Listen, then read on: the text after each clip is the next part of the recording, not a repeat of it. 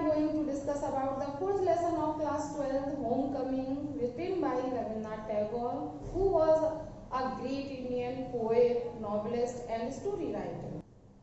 Today we are discussing the short summary of the lesson Homecoming. तो let's start the short summary of this lesson. तो ये जो summary है, ये जो lesson है, ये लेसन हमें एक विडो मदर के बारे में बताता है जो विधवा होती है और जिसके दो बेटे होते हैं, माखन और फटिक। फटिक जो बड़ा होता है, माखन छोटा होता है। दोनों बेटों की बड़ी केयर के साथ और डिफिकल्टी में भी वह माँ पालन पोषण करती है, लेकिन दोनों बेटे जो हैं बहुत ही झगड़ा करते हैं, जिसमें बड़ा बेटा जो फटिक होता है वो बहुत ही झगड़ालू किस्म का होता है। मतलब वो अपना बड़प्पन बनाए रखने के लिए छोटे भाई को बहुत ही तंग करता है। ये एक तरह से जो फटिक था वो गांव के बच्चों का रिंग लीडर था और जैसा वो करता था गांव के बच्चे वैसा ही करते थे। माखन को ये सब चीजें पसंद नहीं थी, वो ऑब्जेक्ट करता था, विरोध करता था, तो फटिक के द्वारा वो पीटा भी जाता था। तो लेसन स्टार्ट होता है एक ऐसी घटना से जिसमें माखन और फटिक दोनों का सामना होता है, लड़ाई करते हैं दोनों। तो लेसन जब स्टार्ट होता है तो फटिक जो उस नदी के किनारे पर अपने फ्रेंड्स के साथ, गांव के अन्य लड़कों के साथ होता है, वहां पर वो एक बड़ा सा बीम, बड़ा सा लट्ठा देखते हैं जो बोर्ड के मास्क के लिए मस्तूल के लिए बनाने को रखा होता है। शरारत बस वो उस लट्ठे को नदी में फेंकना चाहते हैं जिससे कि उसका ऑनर परेशान हो, और ऐसा करने ही वाले होते हैं तभी माखन वहां आ जाता है और उस लट्ठे पर बैठ जाता है और उन्हें ऐसा करने से मना करता है।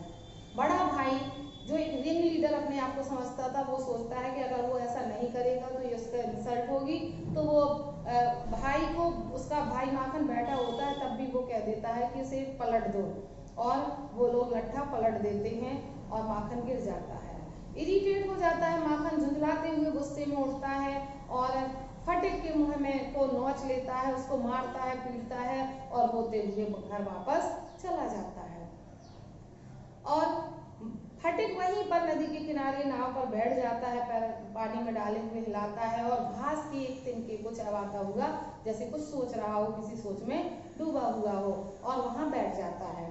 तभी वहां पर एक जो मिडिल एज्ड मैन है, एक तरह से एडल्ट पर्सन हम कह सकते हैं, एक वयस्क व्यक्ति वहां नाव से उतरता है और माखन उससे, फटिक से पूछता है, पता एड्रेस पूछता है, चतुर्वेदी जो चक्रवर्ती कहाँ रहते हैं। तो क्योंकि वो फटिक स्वयं चक्रवर्ती था, फटिक चक्रवर्ती और माखन चक्रवर्ती का परिवार था ये, लेकिन वो क्योंकि गुस्से में बैठा होता है और कुछ सोच भी रहा होता है, इसलिए वो जवाब नहीं देता है, कहता है यहीं कहीं रहते हैं। जब दोबारा पूछता है वो व्यक्ति तो कहता है जाओ और खुद ढूंढ लो, और बैठा बैठा घास चबाता रहता है। वह व्यक्ति अपनी बहन से मिलने आता है जो खुद फटिक का मामा होता है, लेकिन दोनों को नहीं पता होता है, और वह व्यक्ति निकल जाता है। तभी उसकी माँ जब माखन को रोते हुए आता देखती है और माखन उसे बताता है कि फटिक ने उसे पीटा है, तो गुस्से में वो फटिक को बुलवाती है। फटिक जाने से मना कर देता है, तो जो उसे बुलाने आता है वह कहता है तुम्हें जबरदस्ती ले जाने के लिए कहा गया है। और जब फटिक घर जाता है तो फटिक माखन में फिर से झगड़ा होने लगता है। फटिक कहता है कि मैंने इस नहीं पीटा है, माखन ने मुझे मारा है, और माखन कहता है कि फटिक ने मुझे मारा है। दोनों में झगड़ा होता है। फटिक गुस्से पर नियंत्रण नहीं कर पाता है और माखन को पीटने के लिए भागता है।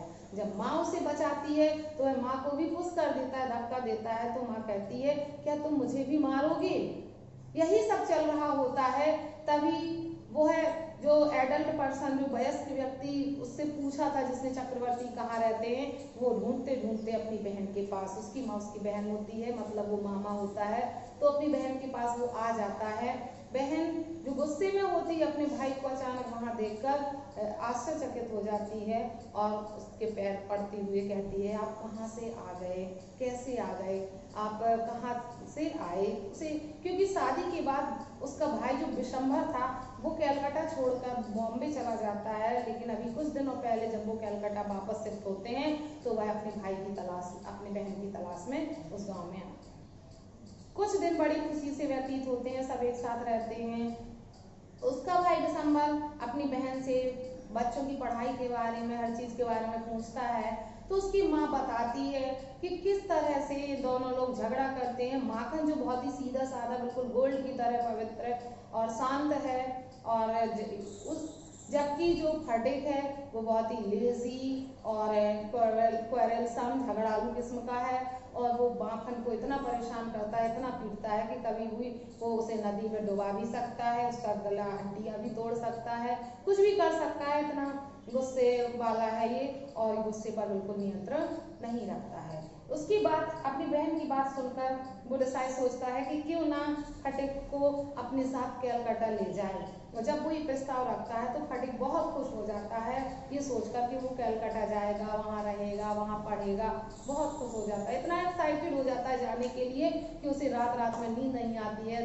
कई बार वो, जब तक उसके मामा ठहरे, कई बार वो पूछ चुका होता है कि हम कैलकाटा कब जाएंगे, बहुत ही एक्साइटेड होता है।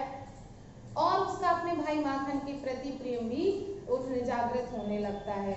उसकी माँ को आश्चर्य, एक तरफ खुशी होती है कि दोनों अलग रहेंगे, झगड़ा नहीं करेंगे और हो सकता है फटिक में सुधार आ जाए, लेकिन दूसरी तरफ उसकी माँ ये सोचकर परेशान भी हो जाती है कि उसका बेटा यहाँ से दूर जाने के लिए कितना उतावला है, लेकिन वो तैयार हो जाती है।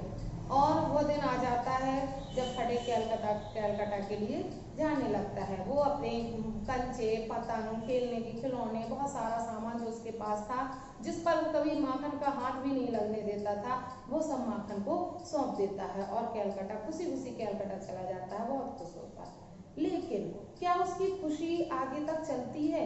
नहीं, क्योंकि अपना घर होता है। वो अपना घर छोड़कर अपनी मामी के यहाँ जाता है, और उसकी मामी उसे बिल्कुल भी पसंद नहीं करती है, क्योंकि उसके ऑलरेडी 3 बच्चे होते हैं जिसकी वो देख रेख नहीं कर पाती है, और घर में एक और बर्डन, वो भी गांव से लाया हुआ एक 14 इयर्स बॉय, जिसको समझना मुश्किल है, उसे देखकर वो और भी नाराज होती है। वो कभी फटिक से अच्छे से बात नहीं करती है, कभी किसी काम के लिए नहीं कहती है, और यहाँ तक कि कभी अगर वो कुछ काम के लिए कह देती है तो फटिक इतना खुश होता है कि दुगना काम करता है, और उसकी आंटी कहती है कि बस बहुत दिखाने की जरूरत नहीं है, अपनी पढ़ाई पर ध्यान रखो बस। लेकिन वहाँ पर उसे बिल्कुल भी प्यार नहीं मिलता है, उसे घुटन महसूस होने लगती है, उसे सांस लेने में भी वहाँ ऐसा लगता है कि जैसे कि बहुत बंधन में हो, और उसे अपने घर की याद आने लगती है। वो घर के लिए तरसने लगता है, अपने मित्रों के लिए, अपने माँ के प्रेम के लिए, और मित्रों के साथ किस तरह से वो पतंग उड़ाया करता था, नदी के किनारे घूमा करता था, सारी चीजें उसे क्लियर दिखाई देती हैं, और उसे अपने घर की याद आने लगती है। और लेकिन एक बार वो पूरी हिम्मत जुटा के अपने मामा से कहता है कि क्या हम घर कब जा सकते हैं? तो कहते हैं, उसका मामा कहता है हॉलीडेज होने पर। तो कहता है हॉलीडेज तो नवंबर में होंगी, अभी तो बहुत समय वेट करना पड़ेगा, लेकिन ज्यादा वो कुछ कह नहीं पाता है।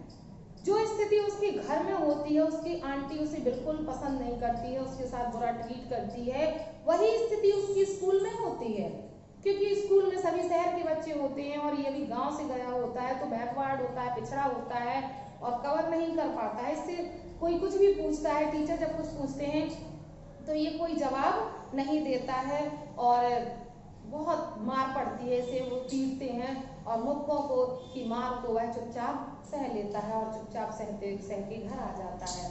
एकदम से एक लड़का जो गांव में रिंग लीडर होता है, शहर में वो बिल्कुल एक तरह से दब जाता है दूसरे की, इतनी बुरी उसकी कंडीशन हो जाती है कि वो कुछ भी नहीं बोल पाता है, बस मन ही मन में घर आने के लिए तरसता रहता है, लेकिन उसे कोई चारा नहीं दिखता है कि वो घर जा पाएगा कब, जब तक कि हॉलीडेज नहीं आ जाते। एक बार उसकी किताब खो जाती है तो टीचर उसे बहुत पीटते हैं करने के लिए, तो वो वर्क नहीं कर पाता है क्योंकि उसकी किताब खो गई होती है, तो उसे बहुत पिटाई लगती है। बड़ी हिम्मत जुटाकर वो अपनी आंटी से कहता है कि मेरी किताब खो गई है, मुझे किताब दिला दीजिए। तो उसकी आंटी उसे इतनी बातें सुनाती है कि वो सहन नहीं कर पाता है। स्कूल से लौटने पर उसे उसकी तबीयत बिगड़ जाती है, उसे फीवर हो जाता है, लेकिन वो किसी से कुछ नहीं कहता है और सुबह जब वो स्कूल के लिए निकलता है तो वो अपने गांव के लिए चल देता है। और यह स्कूल ओवर होने पर भी जब घर नहीं लौटता है तो उसे बहुत जगह ढूंढा जाता है, लेकिन वो कहीं नहीं मिलता है।